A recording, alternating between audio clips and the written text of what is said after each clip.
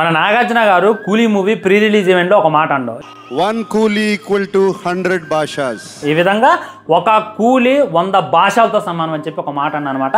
దాని గురించి నాకు కింద కామెంట్ చేస్తున్నాను, ఎందుకు బ్రో నాగార్జున గారు ఈ విధంగా అన్నారంటే అది 100% వస్తుంది కాదని ఎవరన్నారు. మన భాష సినిమా ఎప్పుడు రిలీజ్ అయింది, ఎప్పుడు 90s లో రిలీజ్ అయింది. ఆ టైంలో బాల్కనీ టికెట్ రేట్ చూసుకున్నట్లయితే 5 రూపాయలు ఉంది, అవునా కదా? సో 5 × 100 కొట్టండి 500. ఇప్పుడు ఎంత ఉంది కూలీ సినిమా టికెట్ రేటు? 500 ఉంది. ఈ విధంగా ఆయన ముందే మనకు చెప్పిండు, కానీ మనమే అంచనా వేసుకోవడం రాలేదు. అసలు నాగార్జున గారు అనాలి ముందు, భాష ఎక్కడ కూలీ అక్కడ. సార్ భాషలో ఒక్కొక్క సీన్ ఎలా ఉంటుంది ఇప్పుడు చూస్తున్నా కానీ కళ్ళు ఎల్లబెట్టి చూస్తా. భాష మాలిక్ భాష ఒక్కసారి చెప్తే 100 సార్లు చెప్పినట్టే